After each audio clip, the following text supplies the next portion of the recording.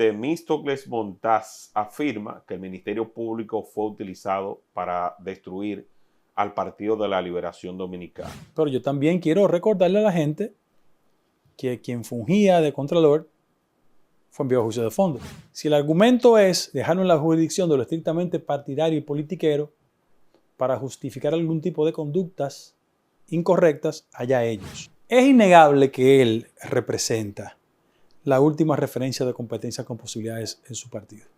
Amigos, recibimos nueva vez en este espacio a Guido Gómez Mazara, alto dirigente del Partido Revolucionario Moderno y también director de Indotel. Bienvenido a este espacio, presidente de Indotel. Muchísimas gracias, un placer como siempre. Acabo de recibir esta información y es parte también de lo que había visto durante toda esta semana, donde Temístocles Montaz afirma que el Ministerio Público fue utilizado para destruir al Partido de la Liberación Dominicana. Declaraciones que se dan luego del no al lugar en favor de Gonzalo Castillo y también de lo que tiene que ver con José Ramón Peralta, aunque se quedaron otros encartados en el sonado caso de Hacienda que el Ministerio Público bautizó Calamar. Entonces, ¿qué tú nos puedes decir de este caso? Si es que se cae la lucha contra la corrupción en la República Dominicana a raíz de este no al lugar, y si esto puede dar un giro político en la República Dominicana, el hecho de que esta imputación a Gonzalo Castillo hoy día muchos la estén viendo como una especie de boomerang y que él vuelva de nuevo al spot político con su carrera lista para las elecciones del 2028. Mira, tu planteamiento tiene dos componentes, el político y el jurídico. ¿Cómo el jurídico? Aunque hay una narrativa construida sobre el criterio de que la lucha contra la corrupción se ha caído, si vamos al récord, en un proceso donde excluyen a 2 del expediente, hay 33, a juicio de fondo, la proporción es evidente favorable a la acción del Ministerio Público.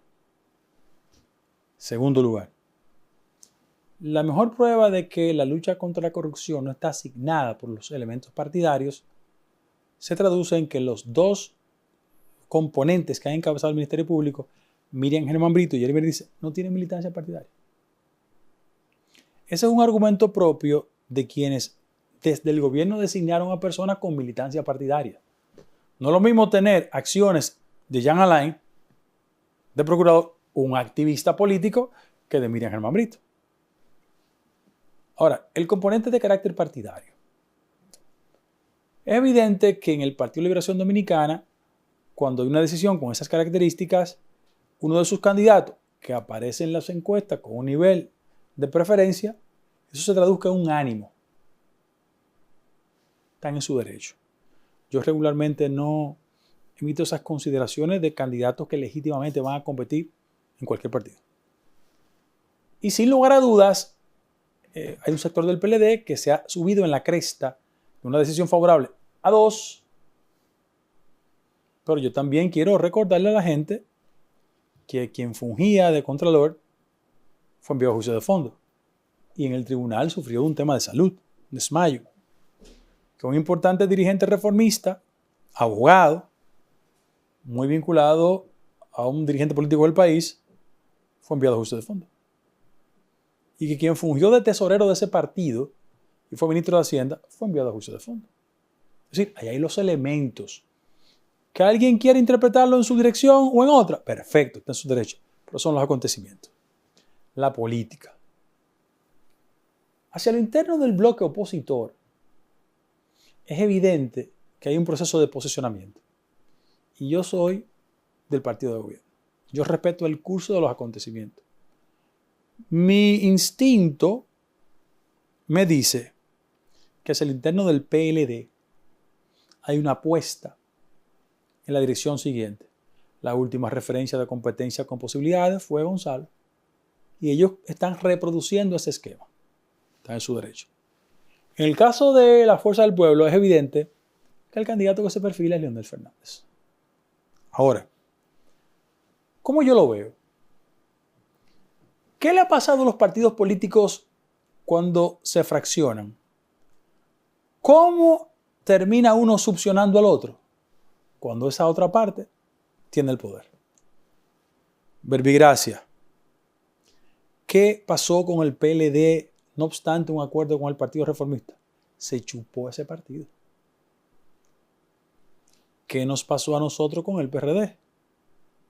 No tienen 1%. ¿Por qué? Porque la base de los partidos políticos, tradicionalmente con esta norma clientelar, tienen una propensión a aproximarse al presupuesto nacional. ¿Qué pasaría en un eventual éxito electoral de la Fuerza del Pueblo? Que ese partido habrá de consumir al PLD.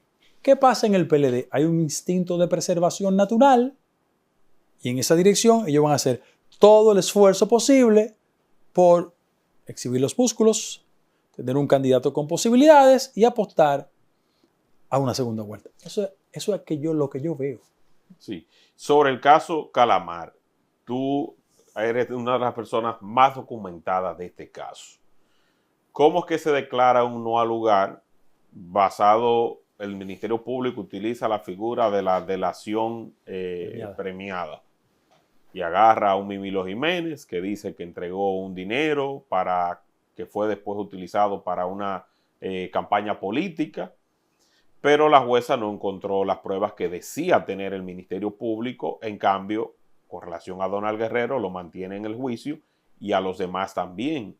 ¿Qué pudo haber ocurrido allí desde el punto de vista legal? ¿Por qué la jueza saca a José Ramón Peralta y saca también del espacio al mismo Gonzalo Castillo? Mira, si bien es cierto, yo no comparto la decisión. Yo soy respetuoso de lo que emana el tribunal como decisión. Y en este caso, si el Ministerio Público no está de acuerdo, que accione. Como evidentemente van Porque a apelar. Aquí hay 2 grados de observación de los procesos. El estrictamente legal y el de sanción social. ¿Por qué? Decía mi abuela que el amor es ciego, pero los vecinos no. La gente sabe perfectamente que uno de los elementos que ha motivado el descreimiento en el sistema jurídico dominicano es la idea de que a algunos la justicia le llega, a otros nunca lo alcanza. Y cuando intenta alcanzarlo, cualquier tecnicismo legal le favorece. El desafío, los demócratas, lo que creemos en la institucionalidad, lo que creemos en la independencia del Ministerio Público, lo que creemos que hay que perseguir la corrupción. Yo soy de los que cree que la corrupción hay que perseguirla sin importar colores partidarios. Y en función de eso, ahí están los tribunales. Entonces, tú descartas la presión hacia el Ministerio Público que se ha querido desde el Partido de la Liberación Dominicana indicar que se ejerció, que hubo un plan desde incluso desde los primeros 100 días de gobierno del presidente Abinader para destruir todo lo que fuera el Partido de la Liberación Dominicana. Ni Miriam Germán Brito, Jenny Berenice se prestan en ese juego. Si el argumento es dejarlo en la jurisdicción de lo estrictamente partidario y politiquero para justificar algún tipo de conductas incorrectas, allá ellos. Ahora, yo quiero decirle a usted que quienes están en juicio de fondo con elementos probatorios ha sido gente que ha admitido devolver 3.000 millones de pesos.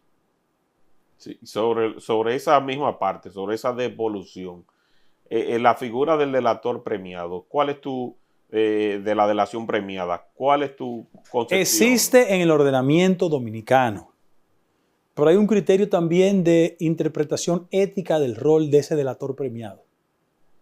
Se roba un dinero, hace un acuerdo con el Ministerio Público y se genera un estatus liberatorio de responsabilidad. Mucha gente no está de acuerdo, entre ellos yo. Sí, porque realmente hay personas allí que deberían, además del testimonio, tener una purga de por lo menos un tiempo en prisión, de que se le coarte su libertad en algunos ámbitos.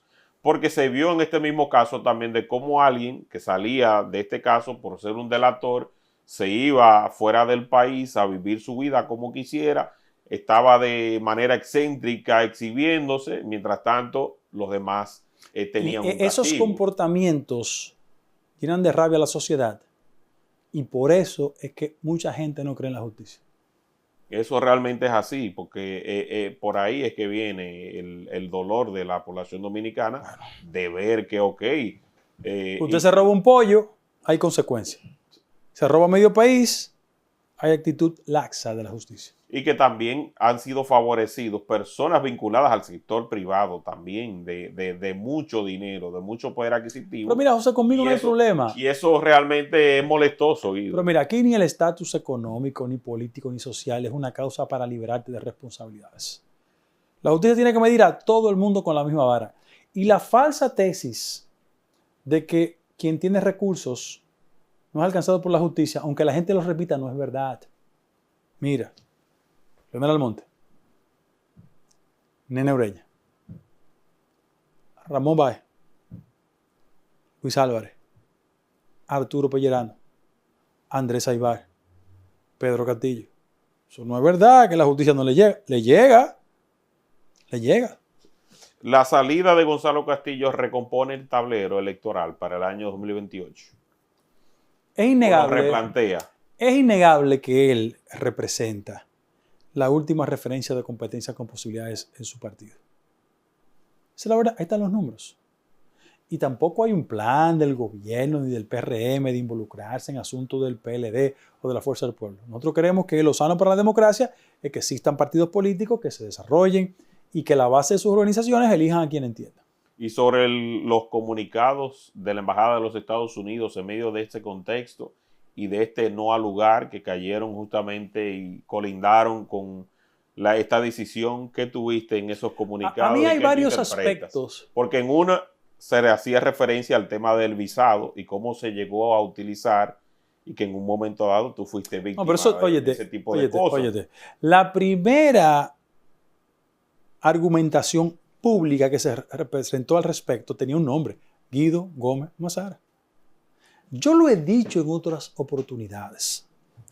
Mi tema del visado se resolvió hace muchos años y yo voy a Estados Unidos sin problema. Yo estudié en Estados Unidos, mi esposa es norteamericana, mis hijos también. Ahora, yo tuve un encuentro de amistad que desarrollé aquí con uno de los principales funcionarios de la embajada norteamericana, que terminó siendo su secretario de Estado.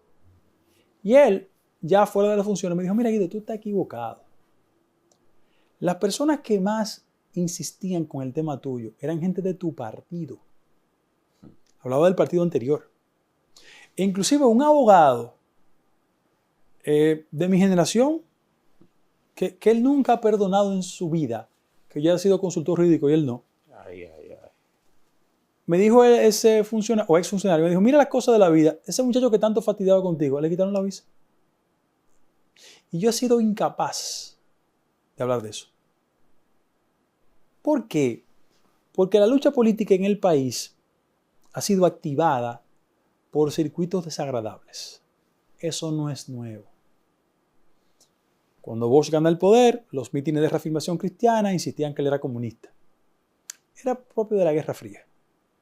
Por ejemplo, Bernardo Vega ha desclasificado muchos documentos públicos y tú te detienes en el tiempo y te darás cuenta cómo las personas utilizaban ese elemento para distorsionar al competidor. Nunca lo hacían con gallardía respecto a la calidad de la formación, sino a los prejuicios. Y yo creo que esta embajadora ha hecho una consideración muy válida, muy responsable, muy respetuosa.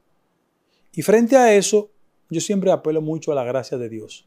Dios pone todas las cosas en su lugar. Miren el caso mío. El político estadounidense que era paseado por algunos circuitos aquí en el país. Bob Menéndez. ¿Dónde está? Preso. Su esposa presa. No me alegro. Hablo de la gracia divina. 2. El odontólogo importante y famoso purgó 8 años en prisión. Fue indultado, pero 8 años en prisión. Le ejecutaron todos sus bienes. El que se desempeñaba como embajador no puede ejercer la carrera con miles de problemas en los Estados Unidos. Ese abogado dominicano,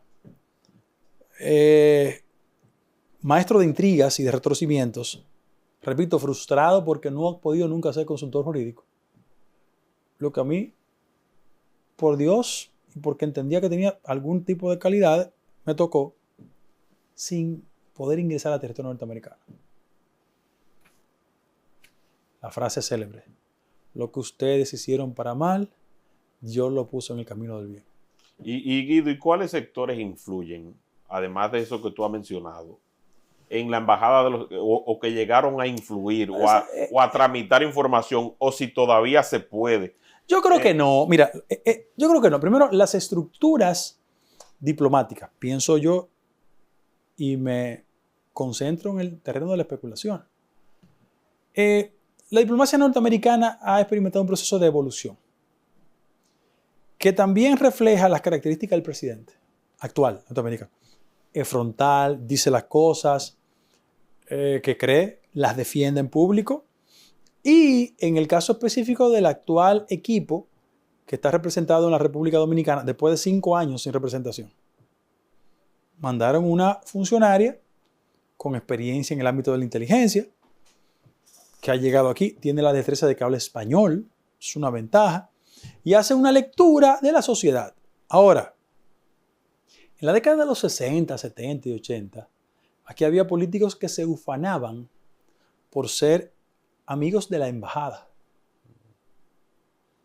Y la gente cuando hablaba de Donald Reed decía, es un hombre de la embajada. ¿Verdad? En el caso específico del viejo partido en que yo milité, todo el mundo sabe las dificultades que le pusieron a Peña Gómez en el camino. Sin darse cuenta que el doctor Peña Gómez había generado una relación histórica con los liberales de Washington en la década de los 70, cuando en este país se llenaban de sangre las calles por el tema de la banda colorada. Y al doctor Fernández Reina es evidente que la condición de haber vivido en Nueva York le da una ventaja. Inclusive, colocar en su primer gobierno un canciller con las características de Eduardo Latorre era una ventaja que le asfaltaba ese camino. Y después Carlos Morales, que era un hombre que había sido funcionario del principal emporio azucarero del país. Es decir, en un país como el nuestro, donde tenemos hoy en día, de los 2.8 millones de dominicanos que viven fuera, 2.3 viven en Estados Unidos. Donde las remesas representan el factor de segunda importancia en la economía dominicana, 12,000 millones de dólares. Donde tenemos hasta representantes dominicanos a nivel municipal, congresional, federal, es lógico que para nosotros represente una importancia capital esa relación con los Estados Unidos vía la embajada. Eso es normal. Sí, pero esas declaraciones de ella, pues abrieron el camino y pusieron muchas cosas claras de cómo ella dice que se dejaron, hermano, de que influyeron en muchos aspectos. La verdad siempre se impone sobre la mentira. Los creyentes a veces confundimos los tiempos procesales con los tiempos divinos. Y uno internamente se pregunta muchas veces, oye, ¿qué ha pasado? Que no hay respuesta, pero Dios tiene los tiempos perfectos. Pero yo recuerdo que a ti se te hacía una campaña sucia, brutal con ese aspecto. Pero al interno de mi partido. Y era sistemática. Al interno de mi partido. No lo hacían. Y los adversarios naturalmente se aprovechaban de eso.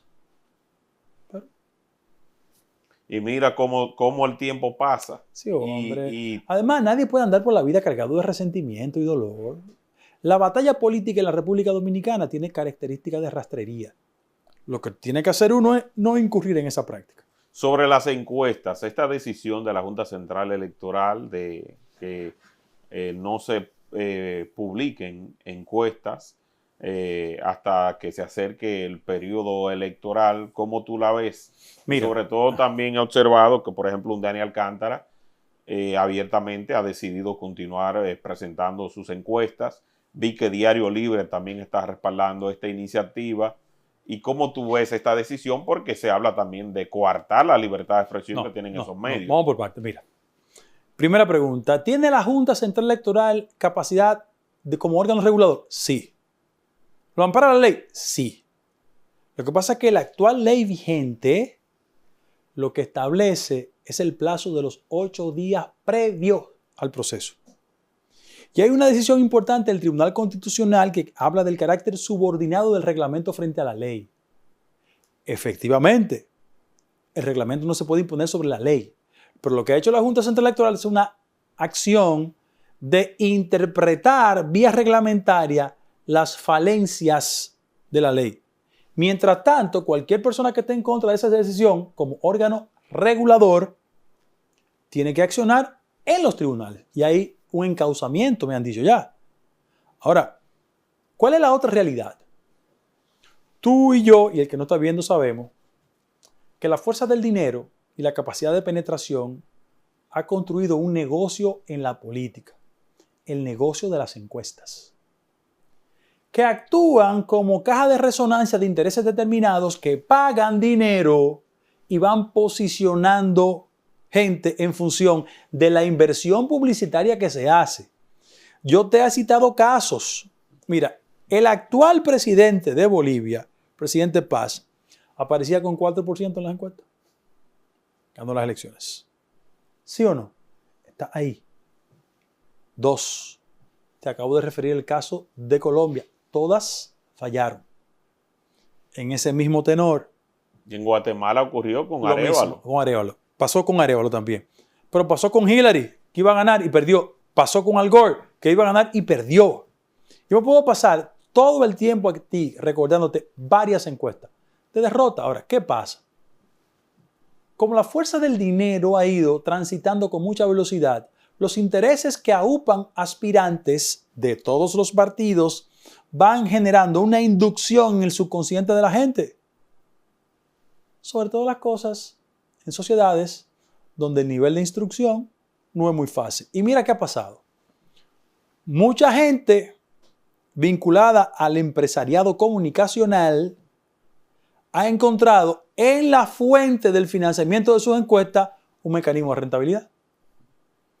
Y se la colocan al mejor postor. Yo te invito a ti a que busque los últimos 3 procesos.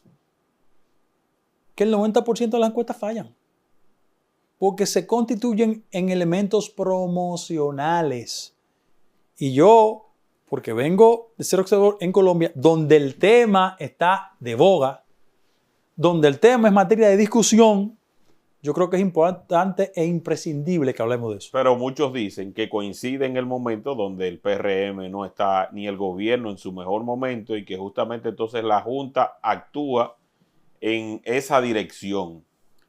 Pero la insinuación vil de que la Junta actúa en favor del PRM es proyectar en los otros lo que la gente hacía. Quienes tenían activistas en la Junta Central Electoral son otros. Tan evidente que esos que fueron jefes de Junta Central Electoral son activistas políticos actualmente. ¿O te recuerdo los nombres?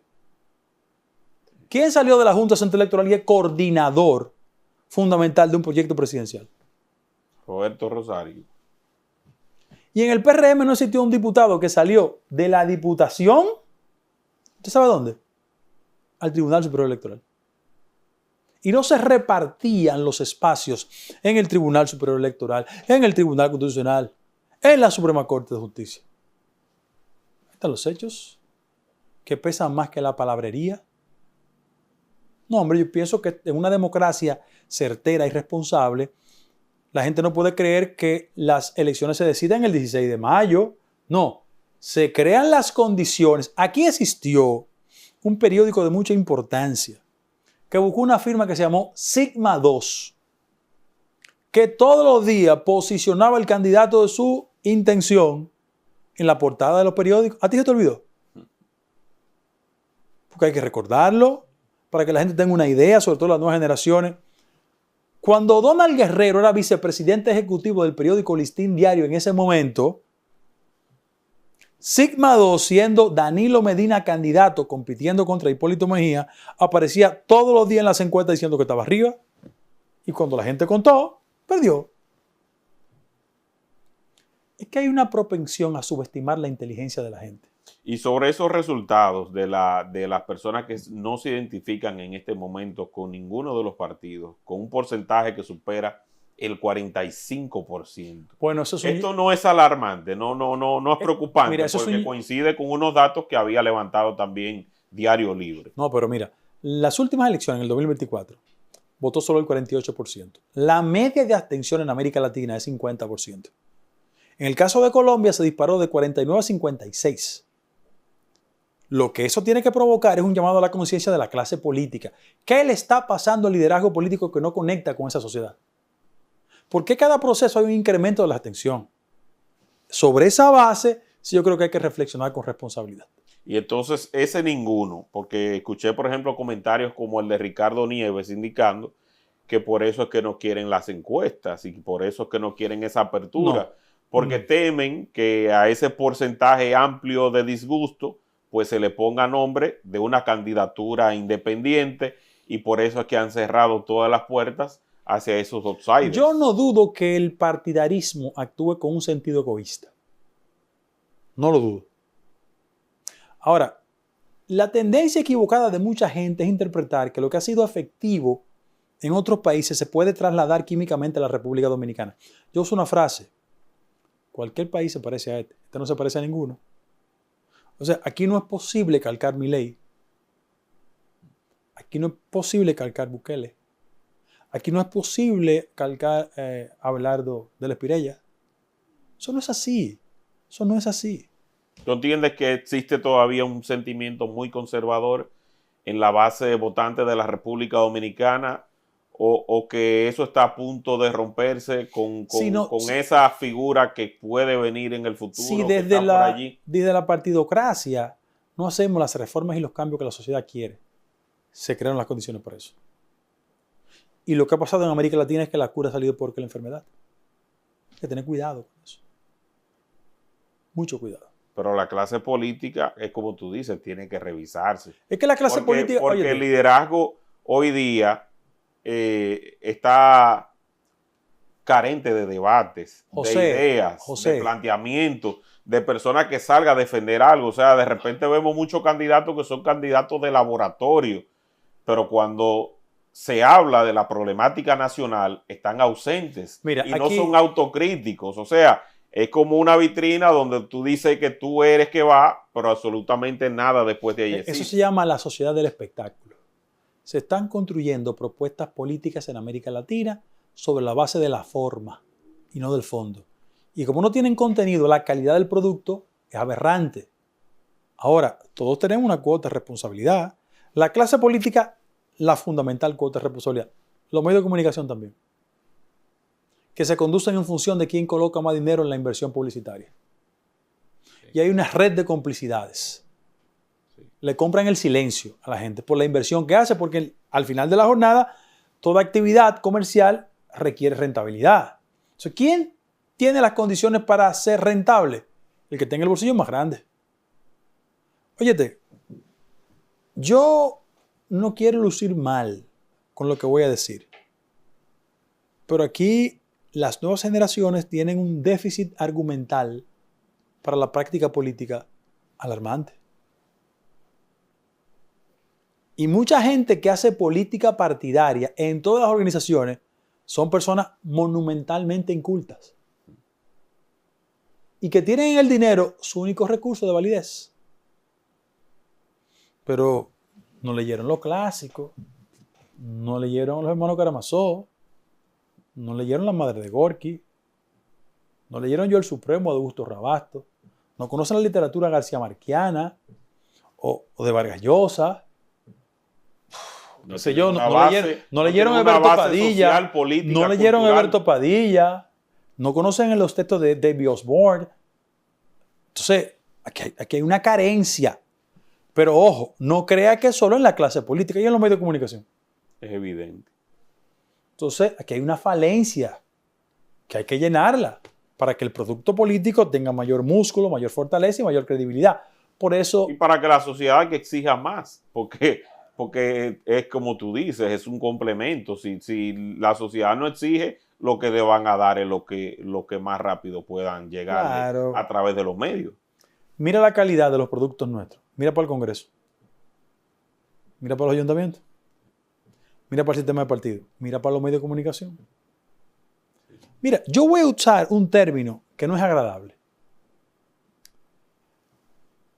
Pero aquí la generación de comunicadores no se parece a la gente que jugó un rol determinante en la construcción democrática post-Trujillo. O sea, aquí director de periódico era Germán Ornes, de derecha. Rafael Herrera. Freddy Gatón Arce. Los articulistas eran Pedro Mir, Marcio Veló Maggiolo. Una época dorada. Juan José Ayuso. Radamés Gómez Pepín era director del periódico. O sea, era gente que tenía un nivel y una base cultural. Yo no soy de los nostálgicos que dice que cualquier tiempo pasado fue mejor, no. Pero hay gente Pero hay que reconocerlo. gente que tenía herramientas, condiciones, preparación, formación. Aquí cualquier pasa cantando cree que puede ser de que líder político. Porque sale 3 veces en los periódicos, busca unos cuartos y se lo da a los periodistas y le dicen líder. Porque yo estoy en el gobierno y tú crees que yo me creo todo lo que dicen. Porque aquí hay un club de presupuestófagos que lo que están es conectados a la nómina pública, pero yo soy como el Don Plin. Yo no cojo salsa, yo no tengo ese tipo de problemas. Pero la gente se lo cree. Entonces, ahí tenemos el gran inconveniente. Sobre las internas del PRM, se han postergado un año más la posible elección de las autoridades. No, mira, nosotros vamos... De los principales. ¿Qué va a pasar allí? Hay muchos que están frotándose la mano y que dicen, bueno, ya el PRM está a punto de desbaratarse porque no se van a entender.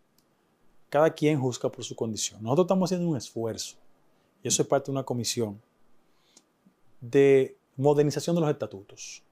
Y donde yo estoy, sabe que no va a haber vagabundería ni chanchullo. El PRM como partido político necesita estatutos del siglo XXI. Te doy 3 ejemplos. Yo pienso que el que ocupa una posición fundamental del partido no puede ser funcionario. Y se va a establecer en lo que yo promuevo, el principio de la incompatibilidad. ¿Usted quiere ser secretario general del partido, presidente? No tenga puesto, dedíquese 24 horas a eso. 2. ¿Tú crees que es justo que si la capital del Gran Santo Domingo representa 49% de los votos, 75% de los miembros de la comisión de la dirección ejecutiva del partido sean de la capital? Hay que generar una representación más efectiva. Claro. 3. ¿Y los dominicanos de la diáspora? ¿Tienen derecho a ser de la dirección ejecutiva? ¿Por qué están excluidos?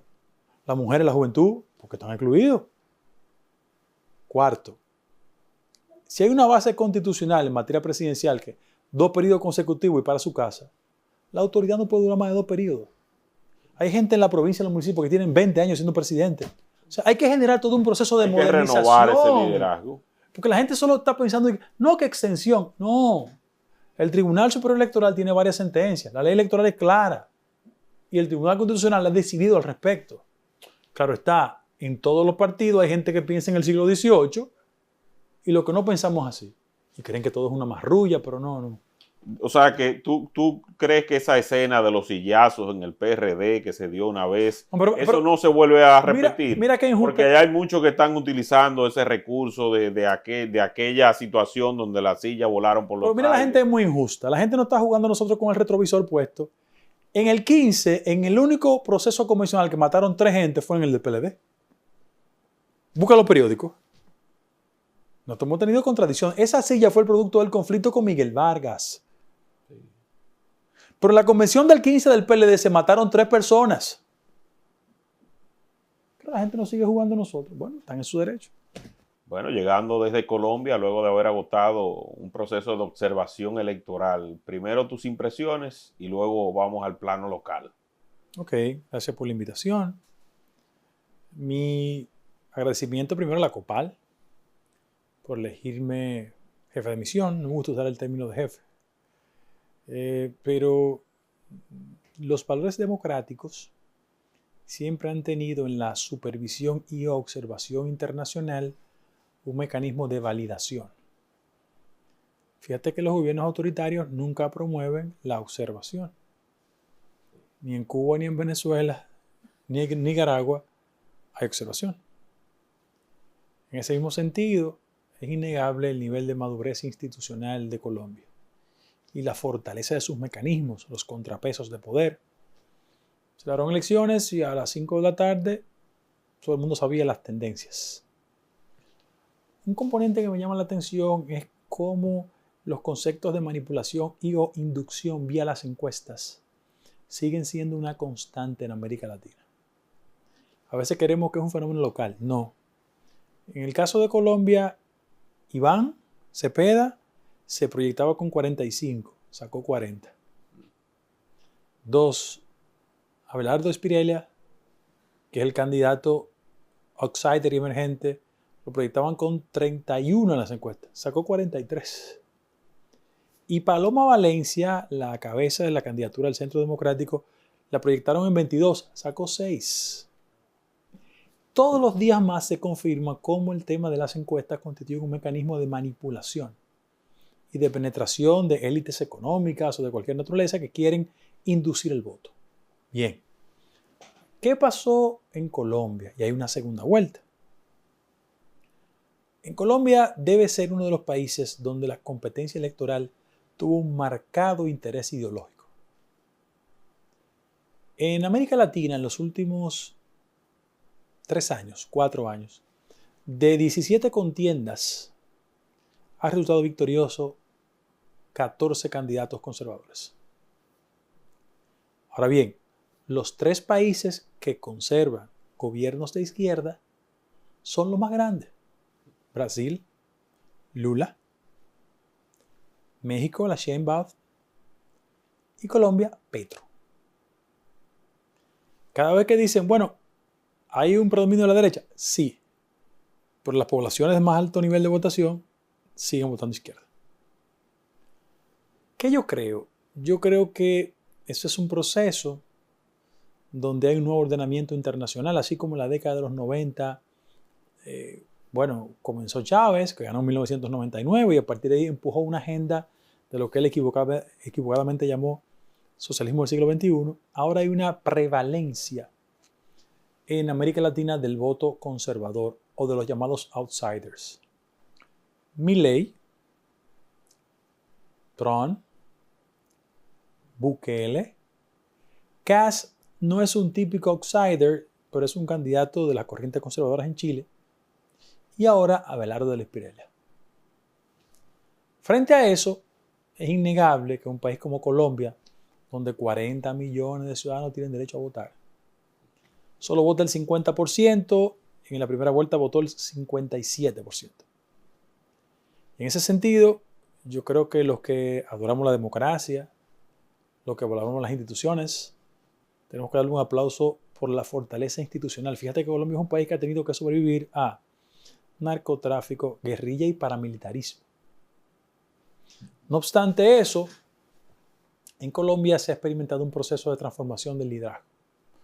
Por más de un siglo, conservadores y liberales se enfrentaron electoralmente. Y hubo un acontecimiento que marcó lo que muchos después llamaron el proceso de guerrillas.